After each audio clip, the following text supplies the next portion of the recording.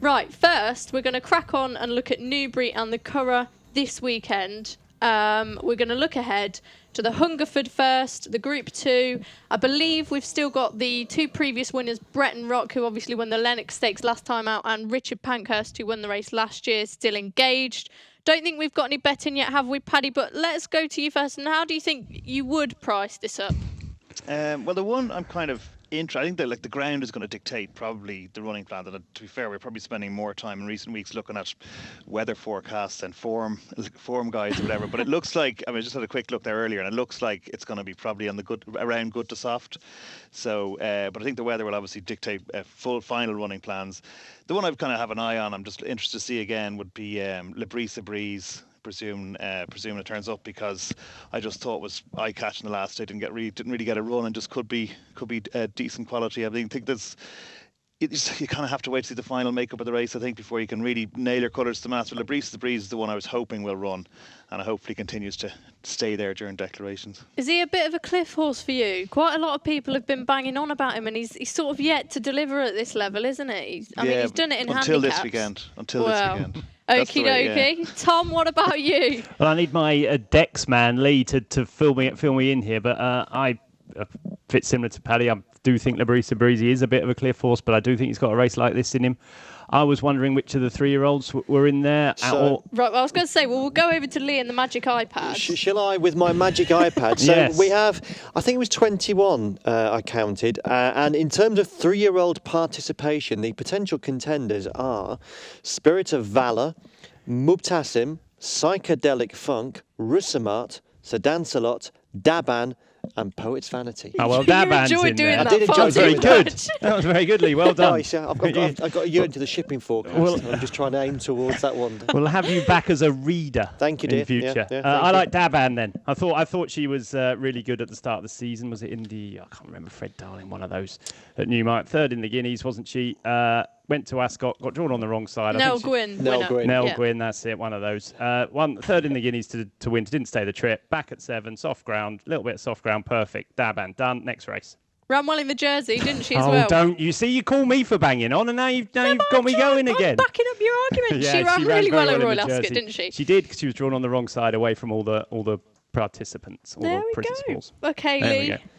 Well, I mean, to be honest, I've had a bit of a pop of the 7 furlong division today in the column, so I probably shouldn't be touching on this one. I think it doesn't really excite me a great deal, to be fair. I think the 7 furlong horses at the minute, they're all much of a muchness. I think Bretton Rock, you know where you are with him. He can flop or he can deliver, but he's that sort of horse.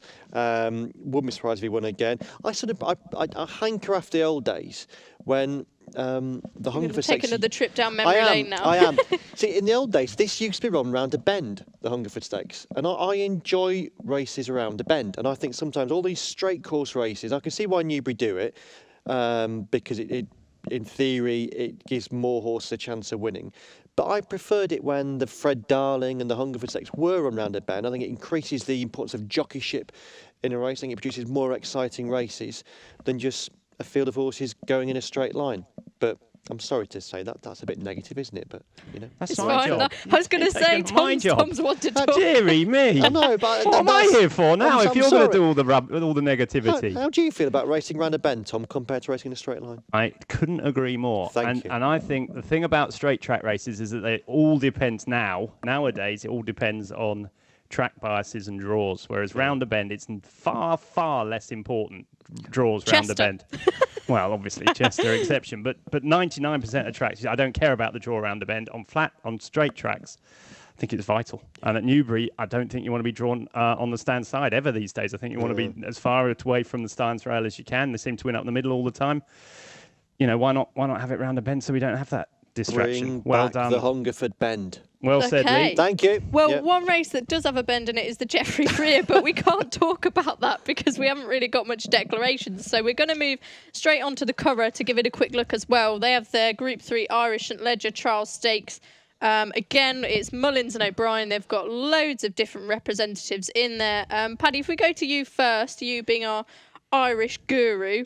What do you make of this one at this stage? Yeah, fucking hell. So I'll okay at this stage. Paddy, before we go, you'll be glued to this, won't you, at the Curragh on Saturday? Will you anywhere else you got to go? Well, this weekend I'm actually flying out on Sunday. I'm going to America. I'm going to Vegas. Oh, what are you doing out there? Oh, here we go. You're watching your boy fighting. Yeah, it's my first time ever going to Vegas, believe it or not. I'm a bit worried about myself, to be fair. I was just down to the bank today trying to order US dollars. But so back to this race, the Leisure Trial. Yeah, go on, Tom. Sorry. Genuinely don't have a rash as what's going to run here, so it all depends what does turn up. I was thinking about I was actually thinking about the kind of end of season Curragh meetings and that, like whether we should be thinking about Dermot Weld making a resurgence or not.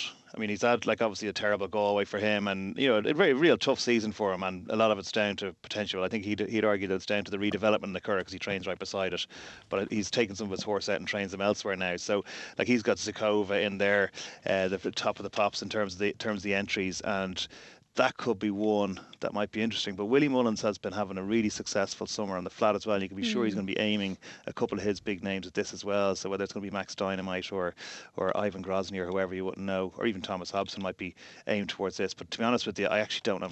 We're down to, we've got 42 entries at the moment. We're probably going to have 5 runners or 7 runners in the day. So it's difficult to break it down, to be honest. Okay, Tom, anything catch your eye in those big lists of declarations? Well, I'm a big Rekindling fan. I thought he was incredibly impressive when he won the Curragh Cup over course and distance. He beat the older horses Wicklow Brave and his pals.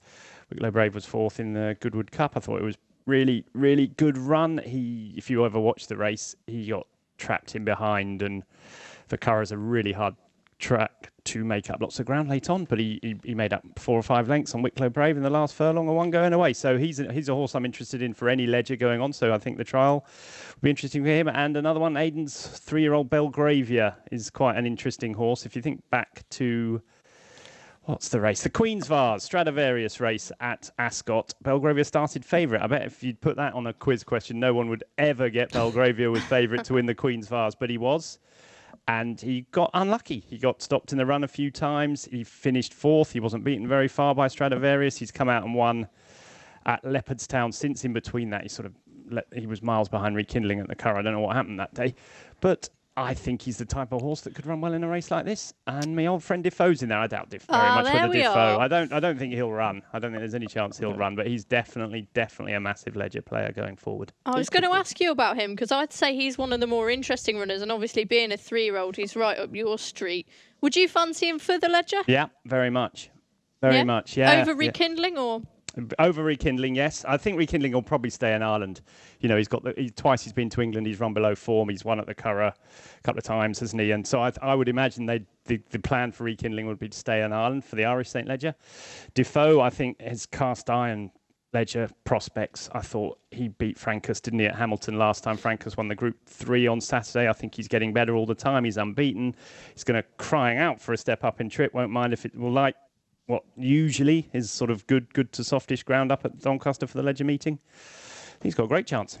Okay. Lee, with the magic iPad, what insight can you give us? Is it Mullins and O'Brien monopoly for you? I don't know. I think it's almost impossible to try and look forward to because we just don't know who's going to be going in the race. There's a huge entry at this stage.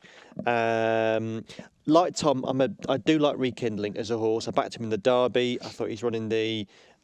Dante was not a fair reflection of his ability. I thought he'd run well the time before that at Leopardstown.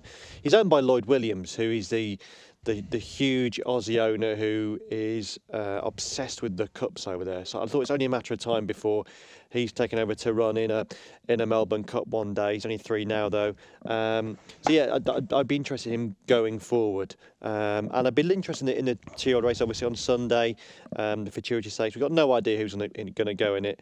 But if he did go, I was really excited by Amedeo Modigliani. Bravo. Thank you. Yeah. At Galway. He beat absolutely nothing, and he did it with his head slightly high, but he looked like he had a bit of the wow factor about him, and we love a bit of the wow factor. We do, of course we do. If we're talking about the Futurity Stakes, I had a quick look at this, and I saw that they've got Gustav Klimt and the Pentagon, 2 of the names that stood out to me there. Anyone got any massive sort of strong opinions on whichever Aidan O'Brien's going to send or his best 2-year-old that he thinks he'll aim at this race? Obviously, he usually just farms them, doesn't he, Paddy? Yeah, don't have a clue yet. I mean, honestly, but like he's going to have probably 2 or 3 of the first 3 in the betting. To be fair, so it's going to be all about whatever he sends does, here. Like. Paddy, Aidan, he doesn't tend to muck about with trips. They don't go from up to down, if you see what I mean. So the Pentagon's been running over a mile. I doubt he'll come back in trip. Its horses tend to, go up in trip rather than reverse down. I know Deauville's going to do that from now on after his run in Arlington on Saturday, but they tend to go up. So I doubt the Pentagon would run, but be interesting. I could see Gustav Klimt. They might want a Group 1 with him now. He's won a group race already, but this is a Group 2, so he could run, and he's got a penalty, you see, under there. So there's plenty they could run in there. Who knows? Yeah, I know you liked Gustav Klimt a lot before Newmarket, but you weren't as impressed with some, were you? No. I just don't think the form's that good. I thought he was better at in his maiden. I thought he was really impressive with his turn of foot in the maiden, and I know he got hampered slightly, but didn't think it made that great much difference. Nebo's come out and been absolutely thrashed since. I just think we might have got a bit carried away with the level, because he got hampered. People sort of thought it was a tremendously, he did really well to win. But yeah, I agree with that. I think on that day the reason he got hampered was because he didn't have the tactical pace to keep his position. A little bit, and just the form's not brilliant, is it? Nebo's been beaten, Zaman's been beaten, Finiston. They've all come out and not run so well since. So I just don't think the race was that brilliant, and we all got a bit carried away simply because it looked like he was hampered. Okay. He'd win the futurity by 10 lengths. No, he'll go on with 10. Well, I hope so. I'm on something for the Guineas. Right, we're going to quickly mention the debutante, which is the other fillies race on the card. Clemmy, she ran at Newmarket. A lot of people were impressed with her. Happily, Magical, and September, of course, the Chesham winner, also in there. Take your pick, Paddy. Which one out of all of those would you be siding with? I really like Clemmy. I think she's very, very good, and I think she'd be the one I'd be siding with. Wherever she goes, I'll be following her around the race. Ballet Shoes was good the other day as well if she ran, but I think Clemmy is potentially top drawer. And the other way at the start, you kind of go off the name and all that kind of stuff because it's Churchill, about all the story about his wife and all that kind of crap. But I think she's yeah, well, you know what I mean. Like it's all this whatever these side tracking things, but actually she's just very good. She's improving with each run as well, which is nice. So I think she's going to be top notch. Okay, Tom, anything to add? All over Happily. Okay. All over it. It's funny for me having a horse that I like called Happily, isn't it? I'm a bit grumpy. Should be called Grumpily. You said it, not me. Happily, I think. It's funny because Ryan Moore did a question and answer. He was over in Ireland for, I don't know, the Leopardstown Champions meeting or whatever. He did a question and answer, and one of the questions was favourite 2-year-olds of the season, and the two he came out with was the Pentagon as the colt and Happily as the filly. Now, of course, he's on the spot. He could have come up with anything. You might have forgotten a few of them. He might have forgotten Gustav Klimt or Clemmy or whatever. But the two that sprang straight to his head were the Pentagon and Happily. And I have to admit, I'm a big fan of Happily. I think she was brilliant the other day in that Group 3 at Leopardstown, where she won by 5 lengths. The time wasn't brilliant, but she couldn't have won any easier. I just think she's very, very good. She's a sister to Glen Eagles. She's rated cool. The pedigree's all there. I just think she's exceptionally good. Okay, really quickly, Lee, before we go back to look at this weekend, which one would you be with? Of the Ballydor fillies, what I like the most so far is September. I thought she was wildly impressive at Leopardstown when she made a debut. She wasn't as visually impressive in the Chesham next time, but you'd expect that it was a Chesham. But she did thump Niletti, who has gone on to frank the form in no uncertain manner. So, yeah, I think going forward for me, it's September.